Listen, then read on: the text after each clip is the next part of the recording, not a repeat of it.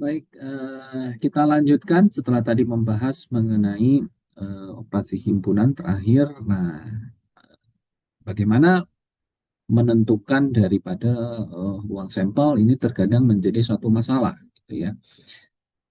Ketika kita eh, menggunakan misalnya cara-cara sederhana seperti tadi, gitu ya, misalnya dengan diagram Venn, ya, atau misalnya dengan apa eh, diagram pohon atau tabel kontingensi, gitu ya. Nah, kalau terlalu banyak harus mendaftarkan misalnya ruang sampelnya sampai dengan apa semua kemungkinannya misalnya bisa nyampe ratusan atau bahkan mungkin ribuan. Nah, itu akan agak susah. Nah, maka ada satu teknik yang namanya kombinatorika gitu ya.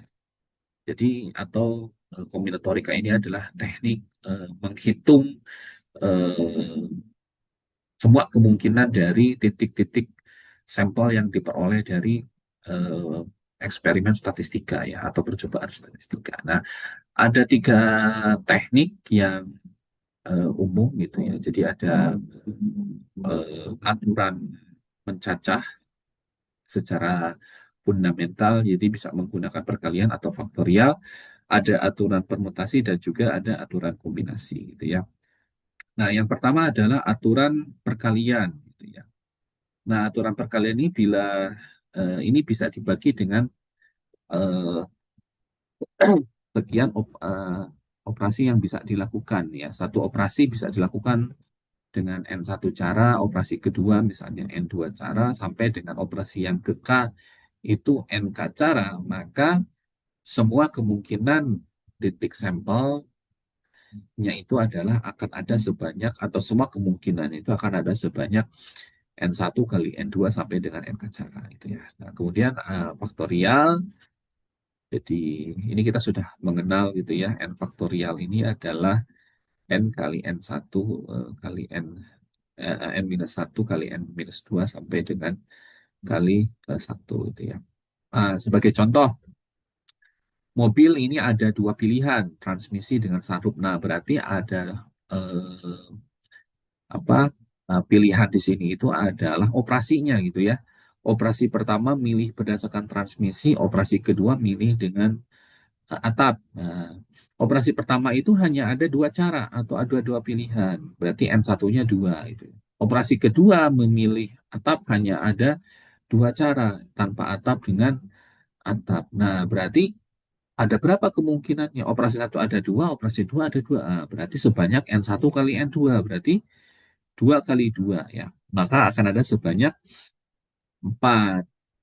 Nah, berarti kombinasinya transmisi ada otomatis, ada manual, atap ada yang sunroof tanpa sunroof. Berarti kan ini otomatis otomatis sunroof, otomatis non sunroof, manual sunroof, manual sunroof gitu ya. Nah, sederhananya seperti itu. Nah, sekarang diperluas lagi, misalnya operasinya ada empat, jadi selain transmisi sama sunroof, misalnya ada pilihan berdasarkan audio dan warna. Kalau tadi transmisi ada dua, atap ada dua, nah audionya ada tiga pilihan, warnanya ada empat pilihan. Nah, berarti ada berapa kemungkinan? Ini dua pilihan, ini tiga pilihan, ini empat. Berarti sebanyak ini dua, ini dua, ini tiga, ini empat. Tinggal dikalikan aja. Dua kali dua kali tiga kali empat. Berarti sebanyak 48 pilihan.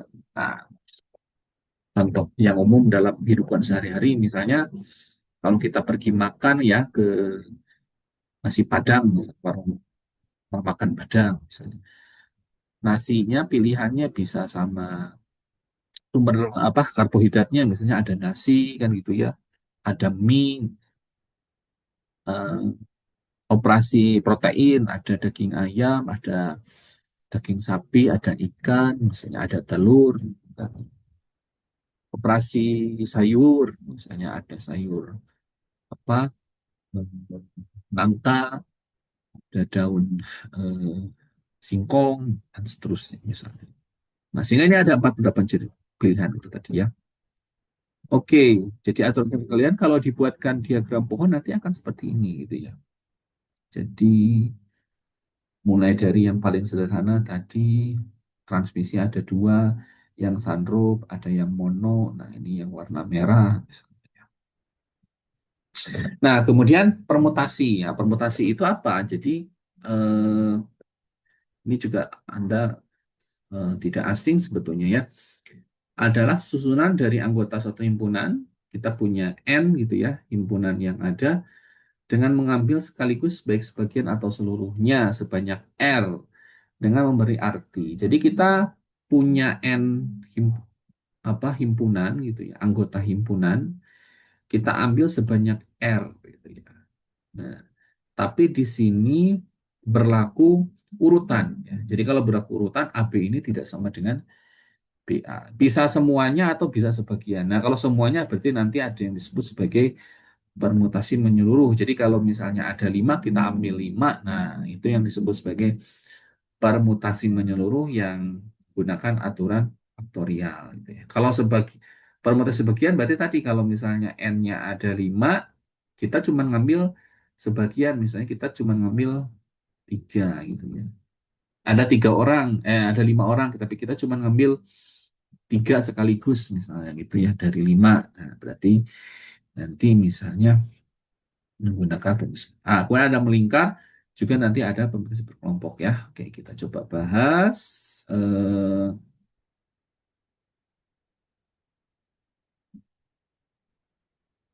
ini tadi sudah ya. Oke, kalau tadi sebagian itu kan berarti tidak semuanya ya. Nah, sebagai contoh di sini eh, tentang jadwal gitu ya. Berapa jadwal kuliah Prostat yang disusun bila terdapat 2 orang yang bersedia diplot pada hari Selasa dan Jumat? Ya, oke. Eh, 2 orang dosen ya. Selasa sampai Jumat itu berarti Selasa, Rabu, Kamis, Jumat berarti yang tersedia itu ada 4 hari gitu ya. Nah, jadi di sini N-nya kan kita akan memetakan ke hari gitu ya. N-nya ada 4 gitu ya. Mau milih 2 berarti R-nya ini adalah 2. Nah, tapi kalau dosen ini dia eh, berlaku urutan gitu ya. Kalau Abdul di hari Kamis, Rifai di hari Jumat itu tidak sama dengan Rifai Kamis, Abdul di Jumat. Nah, sehingga ini berlaku permutasi gitu kan ya. Oke. Oke, jadi milih 2 dari 4 tapi berlaku urutan. Nah, sehingga di sini tadi menggunakan permutasi ya. Permutasi 2 dari 4. Nah, gimana rumusnya? Permutasi 2 dari 4 ya. Jadi ini N faktorial dibagi dengan N min R faktorial. Berarti 4 faktorial dibagi dengan 4 min 2 eh, faktorial gitu ya. Oke, gimana? Nah, saya tulis di sini ya.